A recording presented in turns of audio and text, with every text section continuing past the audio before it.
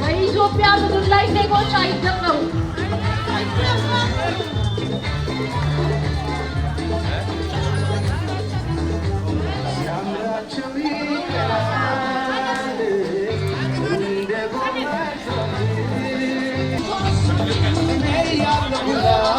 ኢትዮጵያ ትፈርስ፣ ኢትዮጵያ ትፈርስ፣ ኢትዮጵያ ትፈርስ።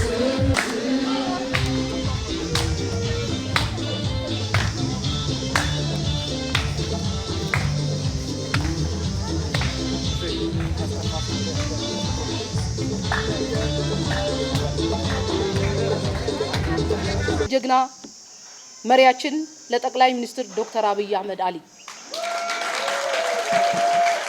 ክብር ለመከላከያ ሰራዊታችን፣ ክብር ለአማራና ለአፋር ልዩ ኃይሎች፣ ክብር ልዩ ኃይልና ለሚሊሻው፣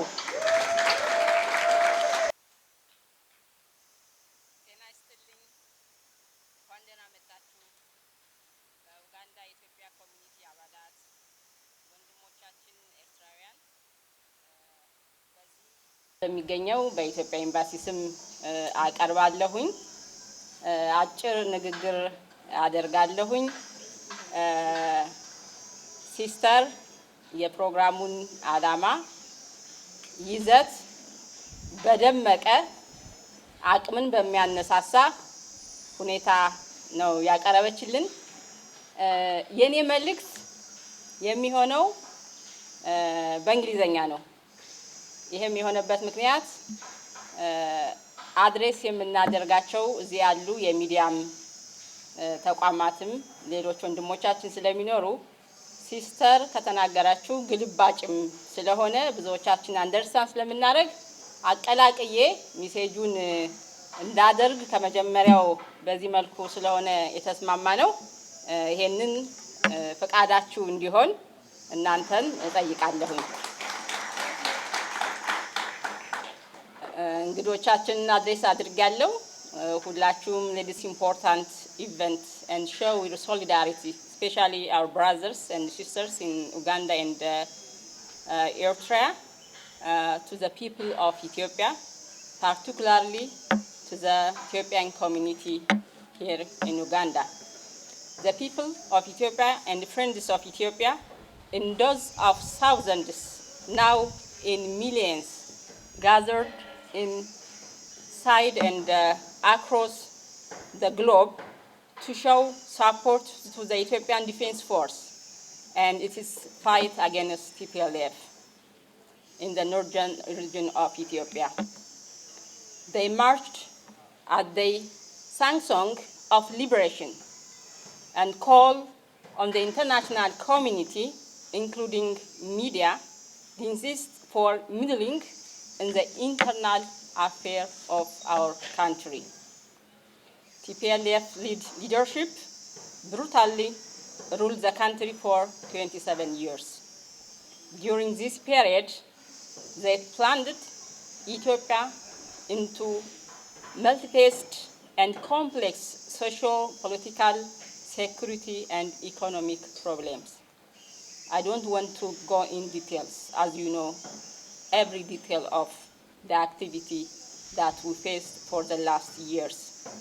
They promote politics of planting mistrust among different ethnic groups in the country, which is a dangerous move that costs the country unity for the last years. In the spirit of saving the ancient and historical country from disintegration in the hand of TPLF, Ethiopians within and outside the country rose up and engaged protests that forced the group out of power in 2018. Angered by unexpected loss of disproportionate influence and undue privilege TPLF leaders and its allies enjoyed while in power, they rejected the new leadership led by Dr. Abiy Ahmed and its call for reconciliation for the purpose of moving forward the country together, and instead opted for military solution. However, despite all this, the federal government, in spite of unity and in place efforts to restore peace, including sending elders, mothers, and religious leaders to TIGRAY for dialogue, unfortunately, which were all rejected by TPLF again.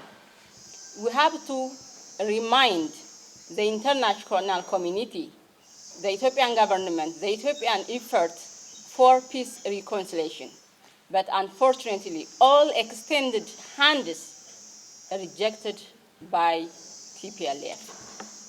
The immediate cause of the current conflict sparked with by TPLF, as my sister እንደገለጸችው በደንብ አድርጋ, unprovoked attack against the federal troop station in the Tigray region November 4 last year, have continued to engage in conflict by attacking the fight to the adjacent regions of Amhara and Afar. TPLF, as mentioned earlier, killed and displaced thousands of people, raped women and children in similar number, and blocked humanitarian support access in that conflict zone. In another corner, which is very important, using the billions of dollars robbed from the country during 30 years under its leadership, TPLF facilitated lobbying networks to intensify its public relations attack against the government of Ethiopia and its people, and has indeed succeeded in luring the international community to believe them as they are victims to the Tigrayan conflict. That is why Ethiopia and Ethiopian friends across the globe stood together because of this unfair practice of the international community. Part of the international community have since threatened sanction. ሳንክሽኑ ከኢትዮጵያ አልፎ ወንድም እህት ለሆነው የኤርትራ ሕዝብም ተርፏል. Others have meddling in internal affairs of Ethiopia, while their media is openly amplified the agenda of the group by misrepresenting the fact. Embassy እስከ ትላንት ድረስ ያደረገውን engagement ለዚህ ትልቅ ምስክር ነው. As a result of this, more than 100 millions of Ethiopians and friends were outraged by this act of TPLF. የኢትዮጵያ ህዝብ ይቅርታ የሚያውቅ ይሉንታ ያለው ህዝብ ነው. አሁን አጌንስት እዚህ ደረጃ ላይ የደረሰው በቃ ብሎ የቆመው TPLF ለመጥቀስ ከሰይጣን በበለጠ ተብሎ በተነገረለት አስጸያፊ ተግባሩ ነው. As a result, more than 100 million Ethiopians and the friends of Ethiopians were outraged by this act of TPLF and are united in saying no more. No more. They said no more. No more. In saying that their country is an ancient and historical one, never colonized, and should not be disintegrated by TPLF motive.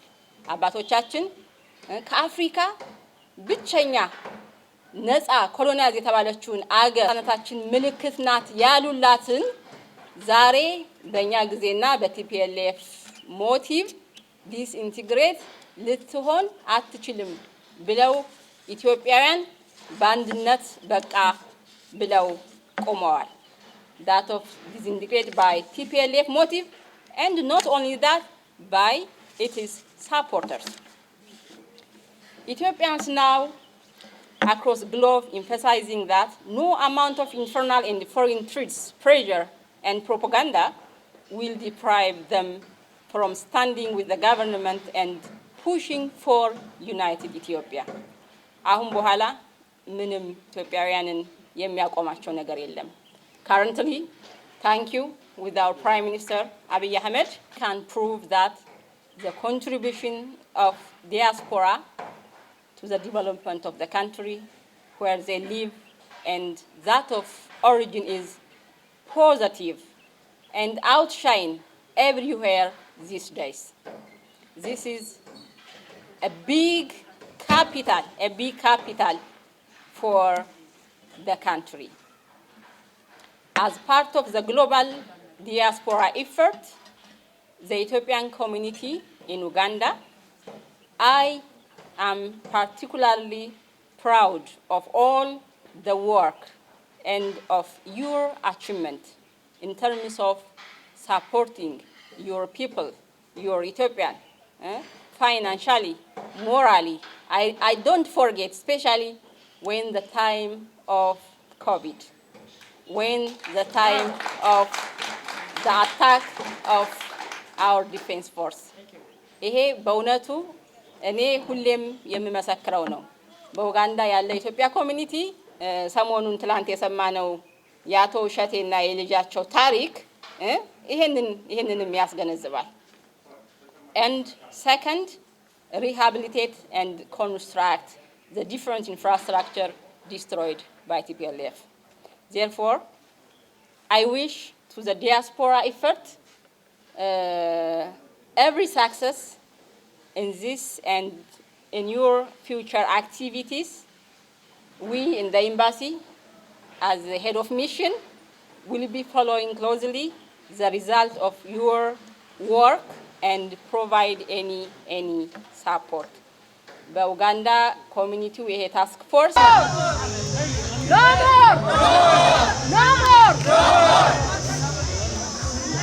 No more! What I like? No more! No more! No more! No more! No more! No more!